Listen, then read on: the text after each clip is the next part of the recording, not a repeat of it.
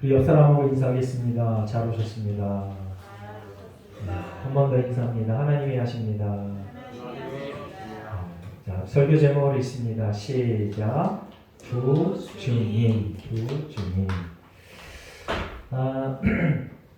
이제 우리가 사람이 살아가는 이유와 목적이 뭘까? 라고 얘기하면 여러분들은 아주 그냥 반사적으로 하나님께 영광 이렇게 얘기해야 됩니다. 그래야 성도가 크리스천입니다. 한번 연습해 보겠습니다. 여러분들은 무엇을 위하여 살아갑니까? 하나님께 영광을 돌리기 위해서. 예, 다시 한번 하나님께 영광하고 큰 소리로 합니다. 여러분들은 무엇을 위해서 살아갑니까? 하나님께 영광. 네, 아멘. 하나님께 영광. 하나님께 영광. 오늘 설교 제목이 두 증인인데요. 두 증인은 하나님께 영광을 위하여 살아가는 사람들입니다. 성도고 교회입니다. 저와 여러분이 하나님께 영광을 위하여 살아가는 복된 하나님의 백성들 되시기를 예수님의 이름으로 축원합니다. 그럼 하나님께 영광 올려드리는 삶이 구체적으로 뭘까? 그것은 예수님이 이 땅에 오셔서 우리에게 가르쳐준 대로, 그리고 구약 성경의 선지자들이 가르쳐준 대로, 그리고 예수님 이후에 예수님의 제자들이 사도들이 가르쳐준 대로, 그것은 결국 통틀어서 하나님이 말씀하신 대로 하나님의 법대로 살아가는 게 하나님께 영광 올려드리는 삶이다. 그럼 기억하시는데, 성경의 핵심이 뭐라 그랬어요? 성경의 핵심? 하나님 사랑, 이웃 사랑. 이게 성도들이 반드시 기억하고 살아가야 될 제일 되는 계명입니다. 첫째 계명, 새로운 계명. 자, 한번 다시 한번 우리가 너무 잘 알지만 따라해 보겠습니다. 하나님 사랑, 이웃 사랑. 임찬균 한번 해봐요. 하나님 사랑, 이웃 사랑. 난 그치만 예배 잘 드려요. 자, 오늘 두 증인이라는 제목으로 계시록 11장 1절부터 13절까지 말씀을 가지고 은혜를 나누고자 합니다. 이제 보면 두 증인에게 잣대를 주었습니다. 잣대의 재료가 뭐냐면 갈대, 지팡이 같은 갈대를 주면서 거기 보면 세 군데 성전과 제단과 그 안에서 경배하는 자들을 측량하라고 했습니다. 자, 지금 요한계시록은 약 90년 AD 90년경에 기록된 책이다라고 성경학자들이 확증해 놨습니다. 그럼 역사적으로 헤롯 성전이 무너진 역사적 근거가 있는데 몇 년도에 망가졌어요? 선생님? 헤롯 성전 AD 약 70년경에 망가졌어요. 그러니까 이미 성전이 없어요. 그래서 이제 이 두 증인에게 갈대를 주면서 성전을 측량하라, 재라 라고 했던 거는 실존하는 성전이 아니고 하나님께서 환상으로 보여주는 그런 성전이에요. 근데 하나님께서 환상으로 보여주는 성전을 측량하게 한 것은 이때뿐만 아니고 수천 년 전, 이 요한계시록이 기록된 그 전에 또 어떤 선지자에게, 누구에게? 에스겔에게 측량하라 라고 얘기했습니다. 그러니까 환상으로 보여주는 계시의 성전을 측량하라고 한 겁니다. 이게 무슨 의미가 있을까? 여러분, 성경에는 측량을 하는 것의 의미가 두 가지가 있는데, 하나는 재건과 보존을 위해서 측량하는 거예요. 재건과 보존을 위해서 다시 짓거나 아니면 잘 보존하는 것 때문에 이제 재는 거예요. 측량하는 거고, 또 하나는 파괴를 위해서 측량을 하는 겁니다. 그런데 오늘 하나님께서 두 증인에게 측량하라고 한 이유는 재건과 보존을 위해서, 다시 회복을 위해서 그것을 측량하라고 얘기했던 겁니다.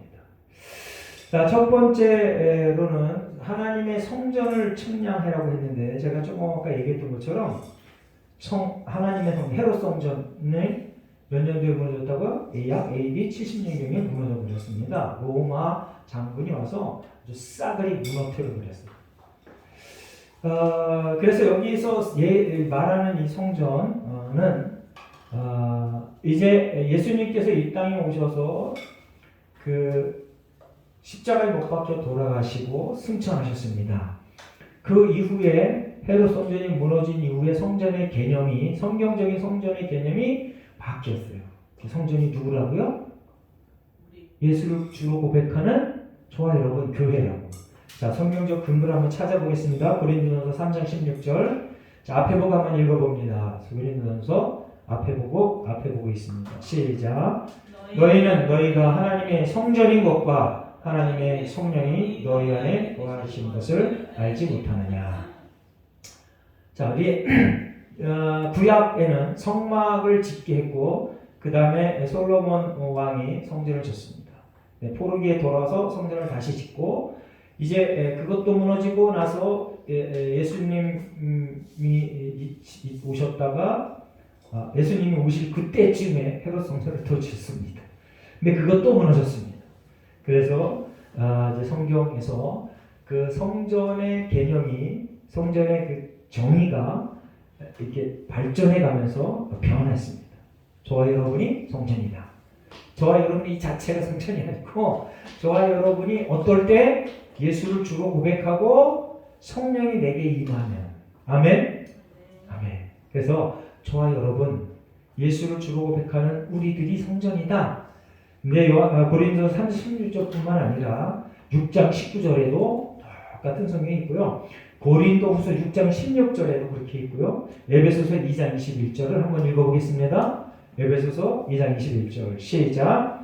그의 안에서 건물마다 서로 연결하여 주 안에서 성전이 되어 아멘. 교회 성도 하나하나가 성전을 이루어 간다. 아멘. 이게 아주 중요한 개념입니다. 그래서 저와 여러분은 성전이 뭐예요? 거룩한 집. 거룩한 집. 예수님이 거하는, 성령님이 거하는, 하나님이 거하는 거룩한 집. 그래서 사형리 옛날에 그 복음을 전할 때 그 내 마음의 보좌의 그 한 가운데 마음에 의자를 만들어 놓고 거기에 하나님을 모시는 사람 이렇게 나와 있습니다. 그게 바로 성도고 그 성도들의 모임 그리고 성도 한 사람 한 사람이 성전이다 라는 것을 기억하시기 바랍니다. 근데 여기서 성전을 재라고 했습니다. 그리고 또 두 번째 제단을 재라. 제단. 자, 우리 이제 계시록 8장 3절 말씀 한번 읽어보겠습니다. 계시록 8장 3절 앞에 보고 한번 있습니다. 시작. 또 다른 천사가 와서 제단 곁에 서서 금향료를 가지고 많은 양을 받았으니 이는 모든 성도의 기도와 합하여 보좌 금 제단에 드리고자 합니다. 자, 제단. 이 성전이 저와 여러분이라고 했습니다. 그 제단 역시 이제 계시록 3장 8절에 하늘의 제단인데 금제단. 거기에 뭐가 있어요? 금향로. 금향로에 뭐가 들어있어요? 성도들의 기도가 들어져 있다. 그러니까 그리스도인들의 기도가 담겨진 그 제단을 기억하며 저와 여러분이 참된 제단이 있는지 없는지를 살펴봐야 되겠죠? 하나님께서 자로 재라고 했습니다. 그것은 여러 가지 의미가 있다 했는데 이제 재건과 보존 그리고 회복 이런 의미가 있다. 하나님께서는 저와 여러분이 항상 새로워지길 원합니다. 아멘. 항상 발전하길 원해. 항상 큰 복을 받길 원해. 그래서 하나님께서 이렇게 두 증인을 내세워서 재라, 점검해라. 이제 발전의 토대를 마련해라. 이렇게 얘기하고 있는 겁니다. 자, 이제 경배하는 자들을 재라. 경배하는 자. 사람은 어떻게 재? 키를 재나? 몸무게를 재나? 자, 재라. 그러니까 이제 경배하는 자들을 저와 여러분 같은 하나님의 백성들 이런 사람들을 재라 그런 겁니다. 그러면은 이 재라고 한다는 그 의미 속에 이제 시험하는 거 그런 것들이 포함되어 있겠죠. 테스트하는 거. 그래서 좋아요 여러분이 정말 이제 오늘 이사야서 42장 1절 4절 말씀을 앞에 띄울 텐데 이거는 참된 메시아 우리의 구세주 그 구세주의 가 어떤 분인가라고 하는 그런 예언의 말씀입니다. 그러니까 이 구세주 그리스도의 모습을 닮아가는 게 참된 성도겠죠. 하나님을 경배하는 자들이겠죠. 자, 이사야서 42장 1절 4절 말씀을 이제 눈으로 얼렁 읽으시고 집에 가서 다시 한번 찾아보시기 바랍니다. 자, 이렇게 경배하는 자들을 하나님께서 제라고 했습니다. 그래서 우리가 하나님을 찬송하는 참된 종으로 살아가시기를 예수님의 이름으로 축원합니다. 여러분 오늘 예배에 나오셨습니다. 정말 잘하신 겁니다. 이게 삶의 기초가 되고 출발이 되어야 됩니다. 그리고 예수 그리스도의 구속을 받은 언약의 백성으로 온전히 살아가시길 바랍니다. 계시록 1장 6절 우리가 다 살펴본 성경 구절입니다. 그의 아버지 하나님을 위하여 우리를 나라와 제사장으로 삼으신 그에게 하나님께서 우리를 그의 나라와 그의 제사장으로 삼으셨다. 아멘. 하나님께서 우리를 불러 선택했다. 아멘.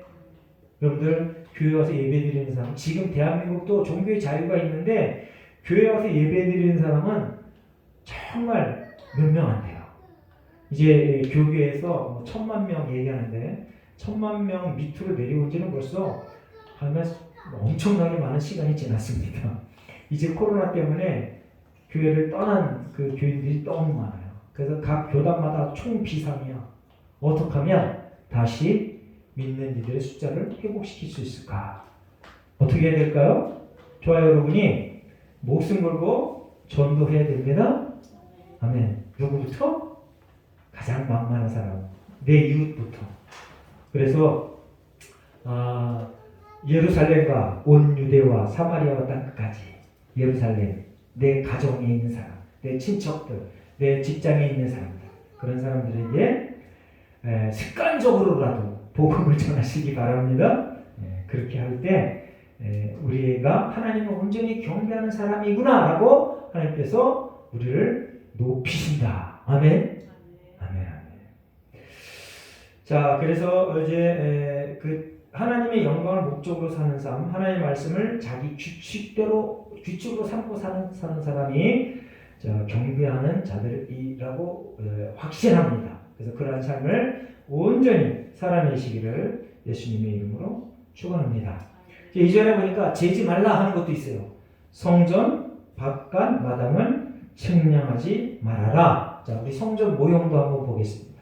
물론 이게 환상의 성전을 재는 거지만 계시의 성전을 재는 거지만 에스겔 역시 에스겔 성전을 잘 이렇게 그려보면 솔로몬 성전하고 거의 흡사합니다.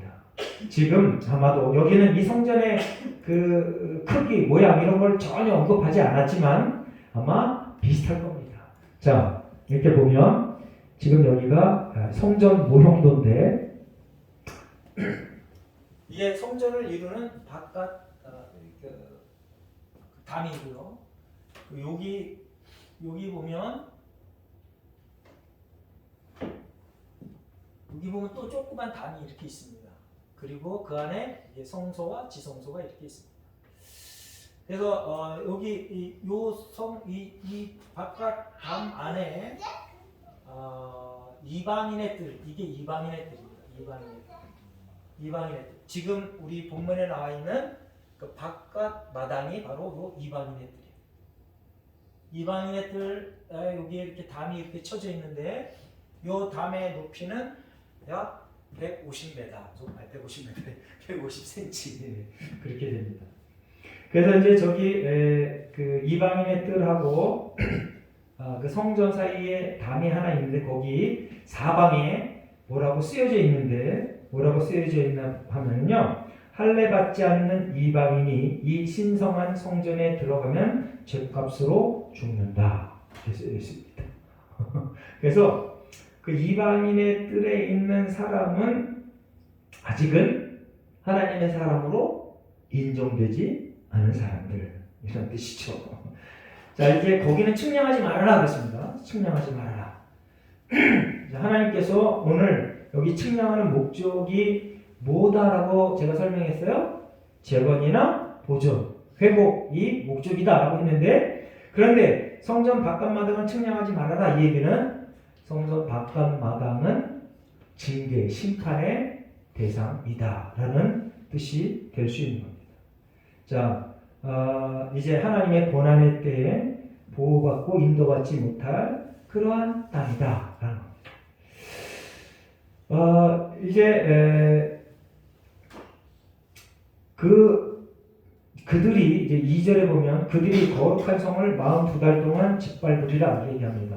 이제 하나님께서 이 마지막 때에 이방인들을 들어서 악한 마귀 사탄을 활용해서 큰 재앙과 고통과 조롱을 당하게 하는데, 거기 보면 42달 동안이라고 정했습니다. 42달을 횟수로 치니까 3년 반이야. 3년 6개월. 3년 6개월 동안 고통을 당하게 한다. 그래서 이 얘기는 결국 뭐냐면 하나님께서 고통을 당하게 하시는데 제한된 기간 동안 고통과 조롱, 모함 이런 걸 당하게 한다는 겁니다. 여러분들 그 고통이 오는 그 순간, 그리고 하나님이 재앙이 오는 그 순간 여러분들이 빨리 캐치해야 될 게 뭐냐면 하나님이 살아계시고 심판주이시다는 걸 빨리 캐치하시고 알아내시길 바랍니다. 이미 임 목사님으로부터 들었어요. 그걸 기억하시기 바랍니다. 그리고 이 재앙과 이 고난의 목적이 뭐냐면 하나님께서 돌아오기를 원하는 그 목적을 가지고 이러한 재앙을 준비하십니다. 그런 것을 반드시 기억하시기 바랍니다. 자, 요한복음 15장에는 보면은요, 하나님께서 예수를 따르는 자들, 예수님께서 예수를 따르는 자들에겐 반드시 박해가 있을 거다라고 예언해 놨어요. 필연적으로 있을 거다라고 예언해 놨어요. 그러니까 이제 교회에 출석한 지 얼마 안 되신 분들 계신데 예수님을 따르면 반드시 박해가 있다. 아, 이게 무슨 소리야? 전도를 당할 때는 예수 믿으면 뭐든지 만사 오케이야, 형통해져 이러고 왔는데 이것도 이 목사가 또 신소리를 하네.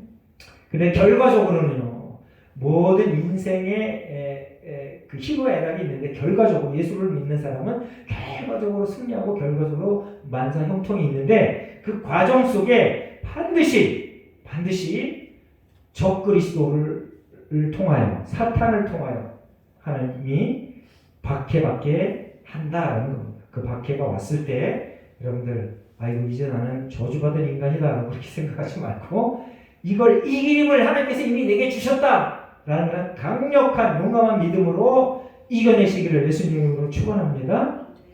이 고통은, 이 시험은 잠깐이다. 반드시 이긴다. 성경에서 약속해 주셨습니다. 자, 이제 두 증인에게 권세를 줬다라고 했는데 거기 보면 두 증인에게 권세를, 3절에 보면 두 증인에게 권세를 줬다 했는데 그 권세의 내용이 뭐냐면 예언하는 거예요. 자, 예언이 뭐예요? 미래를 맞히는 거, 그런 게 아니고 성경에서 이 예언은 뭐냐면 복음을 전파하는 거, 그걸 예언이라고 해요. 하나님의 말씀을 많은 사람에게 전파하는 거, 전도하는 거, 그걸 예언이라고 합니다. 자, 두 증인의 권세가 뭐라고요? 전도. 한번 따라 보겠습니다. 두 증인의 권세는 전도이다. 그래, 전도. 전도는 하나님께서 주신 권세입니다. 하나님께서 주신 권세, 힘, 능력, 파워. 네. 그래서 이 두 증인은 즉 말하면 교회나 그리스도인들을 얘기하는 겁니다. 그런데 이 성경에 두 증인이라는 말이 여러 군데 나옵니다. 자, 신명기 19장 15절 한번 제가 읽습니다. 사람의 모든 악에 관하여 또한 모든 죄에 관하여 한 증인으로만 정할 것이 아니요 두 증인의 입으로나 또는 세 증인의 입으로 그 사건을 확정할 것이며. 자, 신명기에서 이제 뭔가 재판을 할 때 두 증인의 증언을 들어서 참 거짓을 가려라 라고 성경에서 말하고 있습니다. 그 요한복음 8장 17절, 18절에도 이 율법의 이 얘기를 예수님께서 그 당시의 사람들에게 다시 환기시켜 줍니다. 그래서 율법의 두세 사람의 증인으로 이제 모든 것들을 판결해라. 그런 것이 성경에 있었다라고 예수님께서 소개합니다. 그 예수님께서 또 제자들을 파송하죠. 제자들을 파송할 때도 마가복음 6장 그리고 누가복음 10장에 보면 둘씩 파송합니다. 그래서 이 둘은 의미가 참 커요.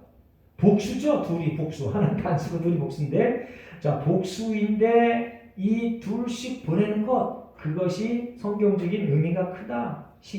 구약이나 신약이나 그러한 의미가 크다라는 것을 여러분들이 기억하시고, 이제 두 주민의 권세가 뭐냐? 전도하는 거다라는 겁니다. 그러니까 저와 여러분이 이제 하나님의 말씀 앞에, 하나님의 명령 앞에 겸손해지길 바랍니다. 하나님 저를 증인으로 보내주시니 감사합니다. 예수가 그리스도라고 선포하는 권세를 우리에게 주신 것 감사합니다. 라고 하면서 일상생활을 통하여 아주 그냥 습관적으로 복음을 전하는 저와 여러분 되시기를 예수님의 이름으로 축원합니다. 근데 3절에 보니까 하나님께서 권세를 주셨는데 이 증인의 그 겉모양이 이상해. 무슨 옷을 입었다고요? 붉은 베옷을 입었대. 자, 붉은 베옷을 언제 입어요? 성경에 보니까 우리나라 그리고 또 전통과 관습을 보면 붉은 베옷 언제 입어요? 네, 초상 당했을 때, 슬픔 당했을 때. 그리고 구약에는요, 붉은 베옷은 큰 죄를 회개할 때 그때 입어요. 그러니까 이 굵은 베옷은요, 회개, 애곡 이런 걸 의미하는데, 그리고 이때 이런 상황이 되면 교회가 낮고 피폐한 상태다라는 걸 보여주는 겁니다.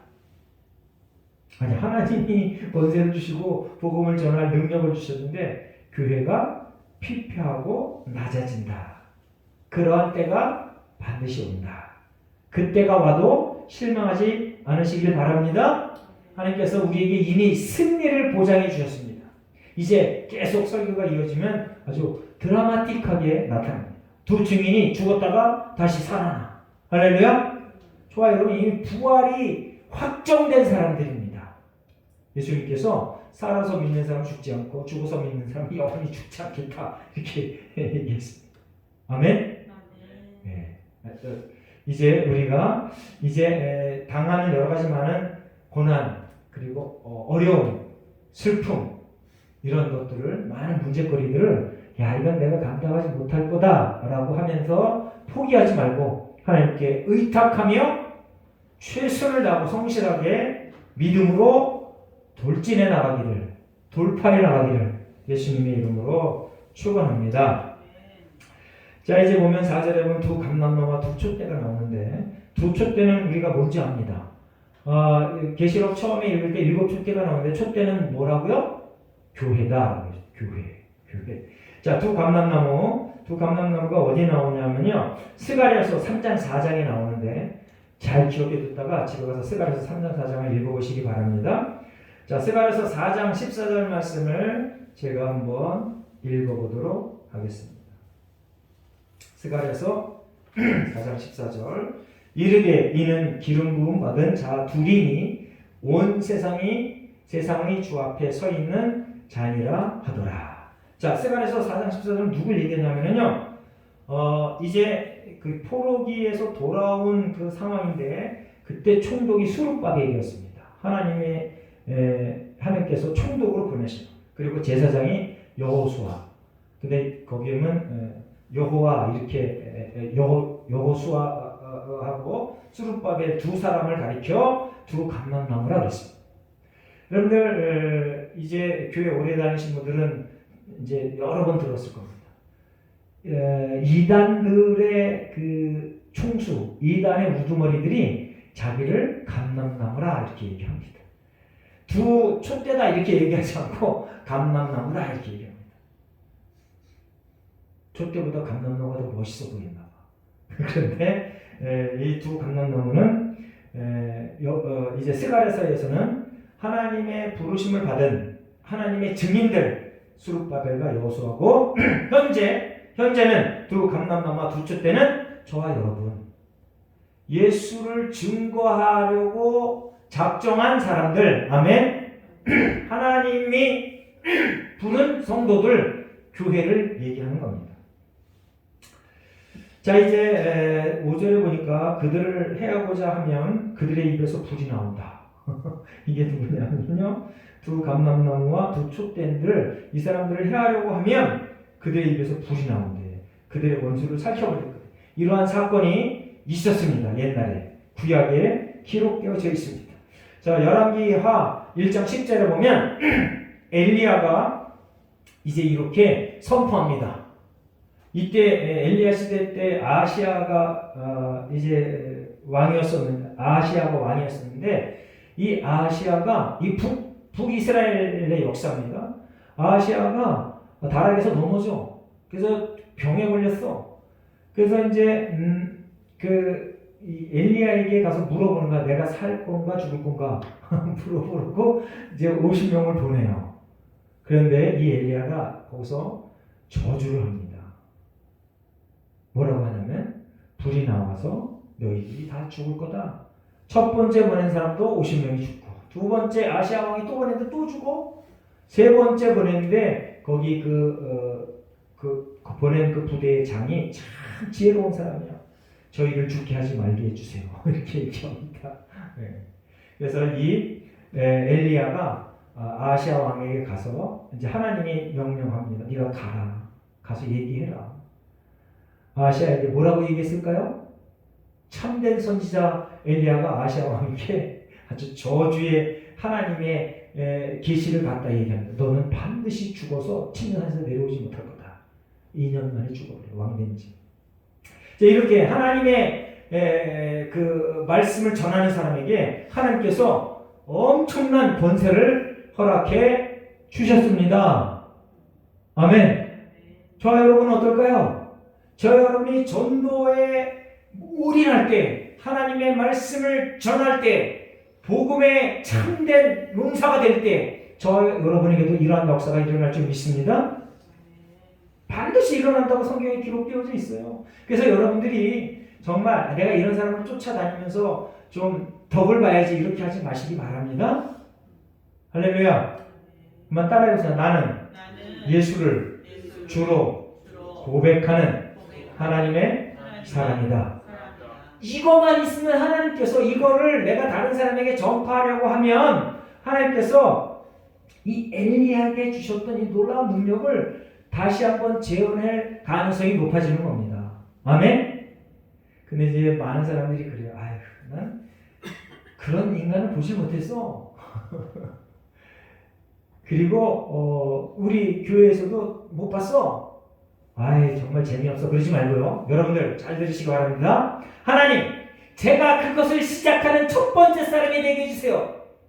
그렇게 기도하며 아주 용감한 하나님의 백성 되시길 예수님의 축원합니다. 누가 그걸 보여줘야지 내가 따라가지 그러지 말고 여러분들 스스로가 대제사장입니다.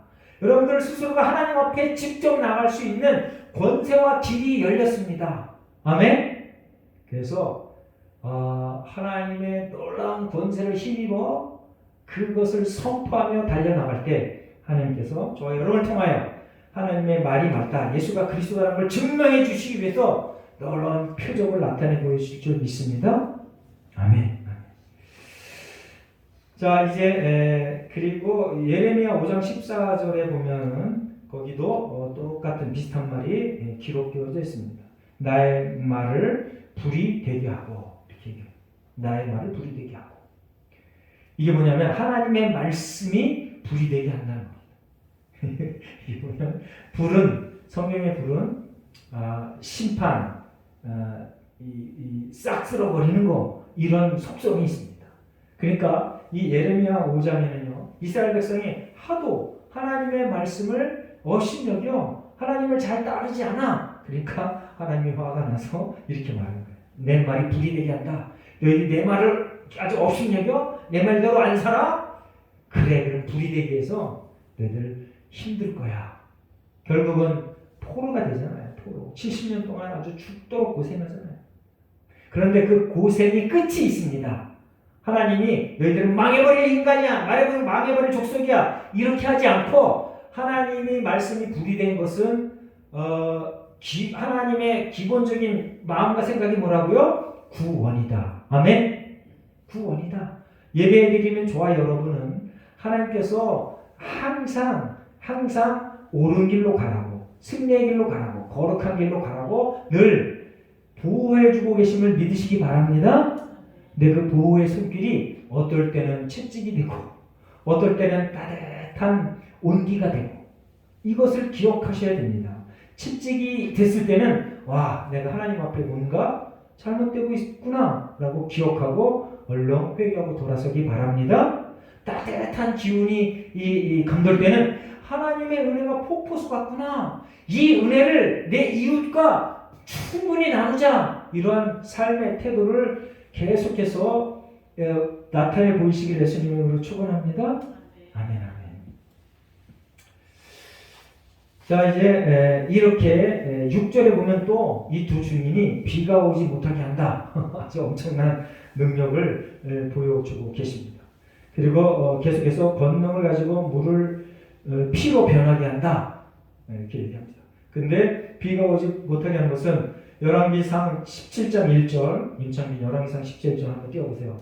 거기 보면 이미 옛날에 있었던 사건입니다. 엘리야가 아합 왕 앞에서 한 소리. 예. 근데 그 일이 진짜 3년 동안 비가 안 와. 하나님 감사합니다. 저와 여러분의 선포가 그대로 이루어지는 놀라운 역사를 경험하시길 예수님의 이름으로 축원합니다. 그건 여러분이 내가 이 정도야 까불지 마, 이렇게 거만을 떨 때 그런 일이 벌어지는 게 아니고, 하나님 내 삶을 통하여 하나님의 말이 참 말입니다, 예수가 그리스도입니다 라는 그 자세로 그렇게 온전히 100% 순수하게 살아갈 때 이러한 역사가 일어난다. 아멘. 아멘. 전도의 현장에서 일어난다. 전도의 현장에서 일어난다.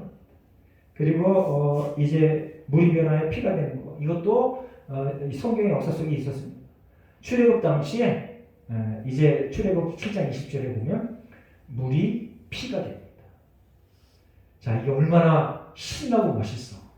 그런데 이런 일들만 계속되면 좋은데, 이제 그 7절부터 10절까지 우리가 읽었지만은 거기서 안타깝게도 조롱당하고 죽어요. 이 두 증인이 죽어. 죽어. 와, 그리고 죽은 것으로 끝난 게 아니고 죽어서 시체가 됐는데 장사도 못 지내게 악한 마귀 사탄의 그 세력들이 시체도 거두지 못하게 해. 여러분들, 유대인들, 우리나라도 마찬가지, 전 세계 모든 나라가 다 마찬가지야. 죽은 시체까지도 거두어서 장사 못 치게 하는 건 치욕입니다. 수치입니다. 최고의 저주입니다. 이미 다 죽었는데 그걸 만지지도 못하게 해. 이 정도로 주민들이 고통을 당한다. 여러분들, 죽을 각오를 하고 믿음 생활 하시기를 예수님의 이름으로 축원합니다. 아멘 하셔야 돼. 자, 죽을 각오를 하고 믿음 생활 하시기를 예수님의 이름으로 축원합니다. 그래요. 이런 각오가 있어야 하나님이 부활에 동참케 해도 하나님의 그 체면이 좀 쓰지. 예? 하나님 그냥 살리는데 죽든지 그냥 어떻게 좀 해보세요. 그냥 아유 난 몰라요. 그냥 내 멋대로 살게요. 그런데 어떻게 부활을 시켜놓냐고. 어떻게 천국으로 이끌어 가냐고. 하나님의 체면이 있지. 이건 농담입니다. 여러분들 참된 믿음의 소유자들이 되시길 예수님을 축원합니다. 하나님 반드시 나를 살리신다. 내 삶의 형편과 처지, 이거는 내가 초월하여 하나님을 절대 신뢰하겠다. 두 증인의 삶이 바로 그겁니다. 절대 신뢰하겠다. 그렇게 살아내실 예수님을 축원합니다. 그래서 11절부터 13절까지 두 증인이 바로 살아납니다. 이제 거기 보면 3일 반 후에, 죽은 지 3일 반 후에 아주 짧은 시간 동안 모욕을 당하지만 3일 반 후에 살아납니다. 근데 고통의 기간은 얼마나고요? 3년 6개월 동안 고통을 당해. 그리고 죽고 3일 반 후에 다시 하나님께서 영을 불어넣으셔서 살리신다. 부활케 하시고, 그리고 하나님께서 데려가신다. 승천하게 한다. 할렐루야. 저와 여러분의 신앙의 최고의 목표가 바로 여기 있는 겁니다. 영생. 하나님 감사합니다. 영생. 영원한 번영, 승리, 영생, 큰 구원. 이걸 바라보며 두 증인의 이 오늘 보여준 이 삶을 용감하게, 씩씩하게, 담대하게 살아내시기를 예수님의 이름으로 축원합니다. 아멘. 자, 이제 한번 따라해보고 설교를 마치겠습니다. 나는 나는 승리자다. 승리자다. 다시 한번 나는 나는 승리자다. 승리자다. 아멘. 기도하겠습니다. 하나님 감사합니다. 하나님의 약속을 믿습니다. 하나님의 언약의 약속을 확실히 믿습니다. 하나님, 이제 우리로 부활의 승리가 확증되었음을 믿고 고백합니다.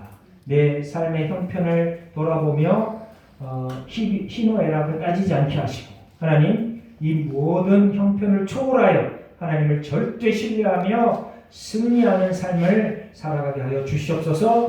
복종의 삶을 살게 하여 주시옵소서. 예수랑교회 모든 성도들에게 성령 충만함의 은혜를 더하셔서 반드시 이러한 일들을 이루어내게 하여 주시옵소서.